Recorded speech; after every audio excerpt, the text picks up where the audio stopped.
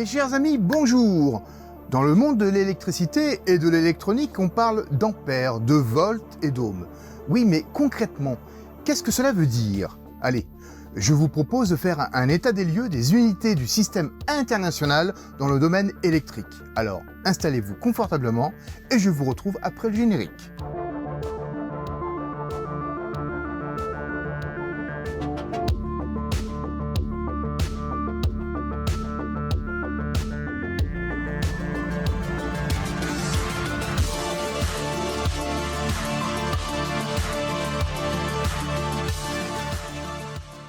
Et si nous commencions par l'ampère? C'est un hommage au mathématicien et physicien français du 19e siècle, André-Marie Ampère, que le patronyme de ce dernier a été choisi pour caractériser l'intensité du courant, l'ampère, symbole grand A. Mais à quoi correspond cette unité, l'ampère? Le 21 juillet 1820, le physicien et chimiste danois Hans Christian Ørsted publia dans Journal für Chemie und Physik le compte-rendu de ses expériences concernant l'action de l'électricité sur un aimant. Il avait constaté que l'aiguille d'une boussole était déviée lorsqu'on l'approchait d'un fil électrique parcouru par un courant. Au passage, cela a marqué la découverte de l'électromagnétisme. Le passage d'un courant électrique émet un champ magnétique. Dès 1802, André-Marie Ampère avait travaillé sur un ouvrage qui resta inachevé où il avait tenté de concilier électricité et magnétisme. Le compte-rendu des expériences d'Ørsted relança cette envie. Il fit des expériences et, dès octobre 1820, il publia dans le 15e tome des Annales de physique et de chimie ce qui peut être considéré comme la base de l'électrodynamisme. Il énonça les notions de tension électrique et de courant électrique. Il démontra que ce n'était pas la tension électrique qui faisait dévier l'aiguille de la boussole dans l'expérience d'Ørsted, mais bel et bien la circulation du courant. Il établit également le sens du courant au sein d'un circuit électrique branché aux bornes d'une pile. Ensuite, lors d'une de ses expériences, il constata que deux conducteurs rectilignes parallèles traversés par deux courants allant dans le même sens s'attiraient mutuellement, alors que ces mêmes conducteurs rectilignes traversés par deux courants de sens opposé se repoussaient. Ampère vit là un moyen pour mesurer l'intensité du courant. C'est suite à cette expérience que, plus d'un siècle plus tard, en 1948, il fut décidé d'étalonner un ampère comme étant l'intensité d'un courant constant qui, maintenu dans deux conducteurs électriques parallèles rectilignes d'une longueur infinie, ou tout au moins très longue, de section circulaire négligeable et placée à une distance de 1 mètre l'un de l'autre dans le vide, produisait entre ces conducteurs une force d'attraction mutuelle égale à 200 milliardièmes de newton par mètre linéaire. Vous en conviendrez, cela reste très abstrait. Et que donne une force de 1 newton? C'est le poids d'une masse de 102 grammes.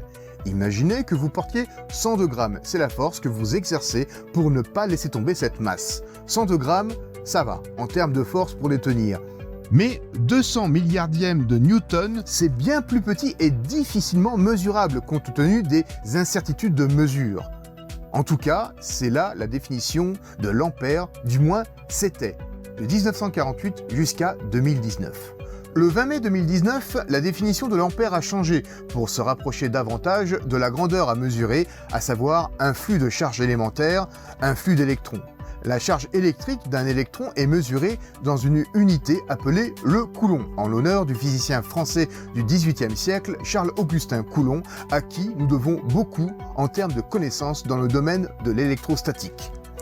La charge d'un électron, appelée aussi charge élémentaire, est de l'ordre de moins 1,6 10 puissance moins 19 coulombs, charge négative et de très faible valeur. Elle a été déterminée par l'expérience de la goutte d'huile réalisée par le physicien américain Robert Andrews Millikan dans les années 1910. Depuis le début du XXe siècle, avec les travaux du physicien français Jean Perrin, du physicien britannique Joseph John Thomson et du physicien allemand Paul Carl Ludwig Drude, l'opaque brume du mystère entourant la nature de l'électricité commençait à se dissiper. Il s'agissait d'un courant de particules présumées élémentaires, qui ne furent nommées électrons qu'à partir des environs de 1913. Avant cela, le mot électron était plus utilisé pour parler de la charge élémentaire. À partir de là, il restait à définir la charge de ces fameuses particules. Et c'est donc dès 1908 que, entre autres physiciens, Robert Andrews Millikan entreprit de définir cette charge. Pour cela, il réalisa, comme je l'ai dit plus tôt, l'expérience de la goutte d'huile. Pour cette expérience, il utilisa une petite enceinte isolée à l'intérieur de laquelle se trouvaient deux plaques métalliques parallèles et horizontales qui pouvaient être polarisées. La plaque supérieure était munie d'un trou dont l'utilité va vous être expliquée par la suite. Au niveau des plaques métalliques, il y avait trois orifices pratiqués dans l'enceinte. Un pour éclairer le montage, un pour l'observation et les mesures avec un microscope, et un dernier pour injecter des rayons X. Au-dessus de la plaque supérieure se trouvait la buse d'un vaporisateur d'huile. L'expérience se passait comme cela.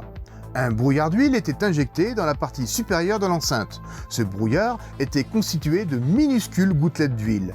Certaines de ces minuscules gouttelettes passaient par le trou de la plaque métallique supérieure.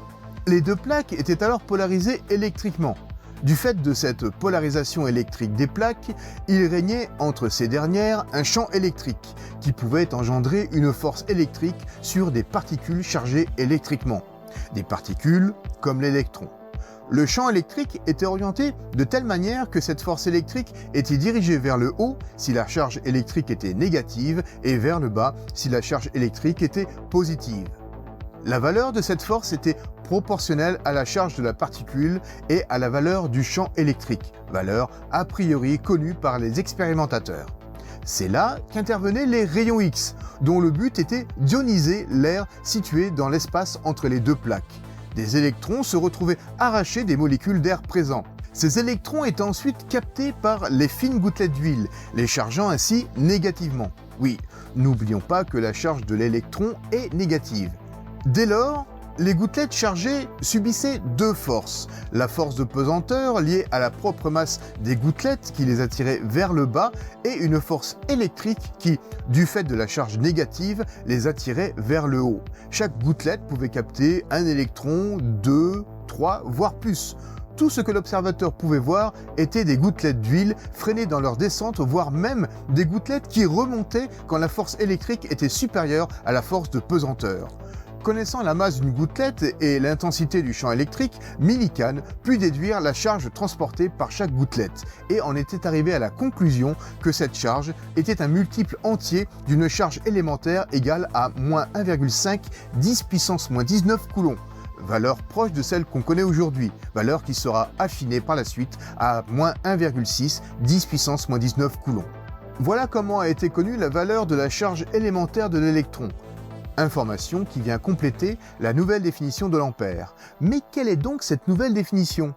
Pour avoir un ampère dans un conducteur électrique, il faut que la section de ce conducteur soit traversée par une charge électrique de 1 coulomb en 1 seconde. On va parler ici en valeur absolue, sachant que, comme je l'ai dit plus tôt, la charge électrique d'un électron est de moins 1,6 10 puissance moins 19 coulombs. La valeur absolue de sa charge est donc de 1,6 10 puissance moins 19 coulombs. Cela veut dire que, pendant 1 seconde, la section du conducteur est traversée par 6,25 trillions d'électrons, soit 6,25 milliards d'électrons. Voilà à quoi correspond 1 coulomb, à 6,25 milliards d'électrons. Donc, pour conclure avec la définition de l'ampère, pour un courant de 1 ampère qui passe dans un conducteur, il passe chaque seconde dans la section de ce conducteur 6,25 milliards d'électrons. Ça fait beaucoup. Et c'est là la définition de l'ampère depuis le 20 mai 2019. En pratique, l'étalonnage des appareils de mesure de courant se fait avec des étalons en tension et des étalons en résistance. On verra ça plus tard. Après l'intensité du courant électrique, parlons donc de la tension électrique, exprimée en volts, symbole grand V. C'est un hommage au physicien et chimiste italien et inventeur de la pile électrique, le comte Alessandro Volta, que la tension électrique est exprimée en volts. La notion de tension a été, nous l'avons vu dans la première partie, introduite par André-Marie Ampère en 1820. Mais qu'est-ce que c'est au juste la tension électrique ? Le courant exprime la quantité d'électrons qui circulent dans un conducteur électrique. Mais qu'est-ce qui les fait circuler ? Pour faire circuler les électrons entre deux points d'un circuit, il faut créer un déséquilibre électrique entre ces deux points. Ce déséquilibre va se traduire par une différence de potentiel électrique, différence de potentiel aussi appelée tension électrique. Ce déséquilibre provient d'un défaut ou d'un excès d'électrons d'un point par rapport à l'autre. Et ce défaut ou cet excès d'électrons va engendrer un champ électrique entre ces deux points et ce champ va donc mettre les électrons libres du conducteur électrique en mouvement. On entend par électron libre un électron faiblement lié au noyau de l'atome. Et ce ne sont pas tous les éléments qui présentent des électrons libres. Ceux qui n'en ont pas sont à classer dans la catégorie des isolants électriques. Mais dans le cas des métaux comme le cuivre, il y a des électrons libres qui vont pouvoir participer à la circulation du courant électrique. Et donc, plus la différence de potentiel est forte, et plus les électrons libres seront mis à contribution et plus l'intensité du courant sera forte. On peut faire une analogie avec un fleuve. L'eau, ce sont les électrons. Le débit du fleuve, l'intensité du courant électrique et la dénivelée, c'est la différence de potentiel. Si la dénivelée est faible, le débit sera relativement faible. Si on a, allez, soyons fous, les chutes du Niagara, la dénivelée est importante et le débit sera puissant. Pour en terminer avec le volt, il faut savoir que tout conducteur à température ambiante va opposer une résistance au passage du courant, plus ou moins grande, dépendant de la structure atomique. En effet, si le réseau atomique du métal conducteur est pur et bien ordonné, cela se passe très bien. Mais les électrons, lors de leur déplacement, vont être gênés par des irrégularités dans le réseau atomique, mais aussi par des impuretés, et tout cela va provoquer des chocs entre les électrons et leur environnement atomique. Il y a aussi un autre facteur qui vient gêner la course des électrons, l'agitation thermique, qui a pour effet de faire vibrer les atomes, créant ainsi un désordre. Le fait de refroidir le conducteur peut amener une meilleure conduction. Bref, l'agitation des atomes liée au passage du courant va se traduire, d'un point de vue macroscopique, par une élévation de la température du conducteur, même infime. C'est ce qu'on appelle l'effet Joule, du nom du physicien anglais du 19e siècle, James Prescott Joule, qui a découvert le phénomène, la manifestation thermique du passage du courant dans un conducteur. De cela, on peut tirer la définition du volt. Une différence de potentiel de 1 volt entre deux points d'un conducteur correspond à la circulation de 1 ampère dissipant une puissance de 1 watt. La dissipation de 1 watt, cela correspond à la dissipation d'une énergie de 1 joule par seconde, soit 0,24 calories par seconde. Sur ce, on continue avec l'ohm, l'unité de résistance électrique, symbole oméga, appelé ainsi en hommage au physicien allemand du 19e siècle, Georg Simon Ohm. Ohm fit des expérimentations sur l'électricité, expérimentations dont il publia le compte-rendu en 1827 dans son ouvrage « Le circuit galvanique traité mathématiquement ». Il expérimenta tout d'abord avec une pile de volta, puis avec un générateur de thermoélectricité plus stable, constitué de thermocouples à base de cuivre et de bismuth. Nous aurons l'occasion de parler de thermoélectricité plus tard sur cette chaîne. Sachez juste qu'il est possible de tirer une différence de potentiel à partir d'une simple différence de température par un effet connu sous le nom de effet Seebeck. Mais on en reparlera. Ohm constata une relation de proportionnalité entre la tension entre deux points d'un conducteur et l'intensité du courant qui le traverse. Cette relation, appelée loi d'Ohm, est bien connue de tous les électriciens et électroniciens. Elle dit que la valeur de la tension entre deux points d'un conducteur est égale à la valeur de l'intensité du courant multipliée par une valeur qui est la résistance du conducteur entre ces deux points. Le fameux U, la tension, égale à R, la résistance, fois I, l'intensité. On constate qu'avec une tension constante, plus la résistance est élevée, plus l'intensité du courant sera faible. Et à l'inverse, plus la résistance est faible et plus l'intensité du courant sera forte. Cependant, les conducteurs ont une résistance très faible. La résistance d'un mètre de cuivre de section 2,5 mm² est de 0,007 ohms. C'est pour cela que, la plupart du temps, des composants appelés résistances sont utilisés dans les circuits pour réguler l'intensité du courant. Ces composants peuvent avoir des natures différentes. D'un côté, on a des résistances bobinées, fabriquées à base d'alliages résistifs, comme le nickel-chrome, appelé nichrome, ou bien le manganin, un alliage de cuivre nickel-manganèse. Les résistances obtenues ont une grande précision. On a ensuite les résistances au carbone, dont le cœur est constitué de fines particules de carbone, de poussière de céramique et de résine, le tout cuit ensemble. Nous avons les résistances à film de carbone, composées d'un cœur de céramique autour duquel est appliquée une spirale de carbone. La valeur du pas de l'hélice et l'épaisseur de carbone va définir la valeur de la résistance. Il y a les résistances à film métallique, composées d'un cœur en céramique autour duquel est déposée par un procédé sous vide une spirale d'un alliage de nickel-chrome. Il reste encore bien des résistances dont on pourrait parler, mais le but est en gros de toujours mettre des obstacles plus ou moins grands au passage des électrons pour les freiner, et cela en fonction des applications.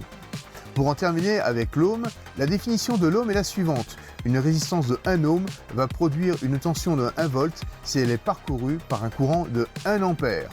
Et à cela, je rajouterai, histoire d'être raccord avec ce qu'on a dit précédemment, cette résistance va, dans ces conditions, dissiper 1 watt.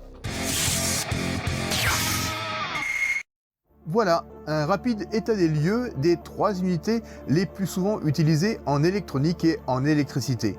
J'espère que mon travail vous a plu. Si tel est le cas et si vous souhaitez me soutenir, je vous invite à vous abonner, à cliquer sur le pouce en l'air, à commenter, à partager. C'est comme cela que l'algorithme de YouTube pourra donner de la visibilité à cette vidéo.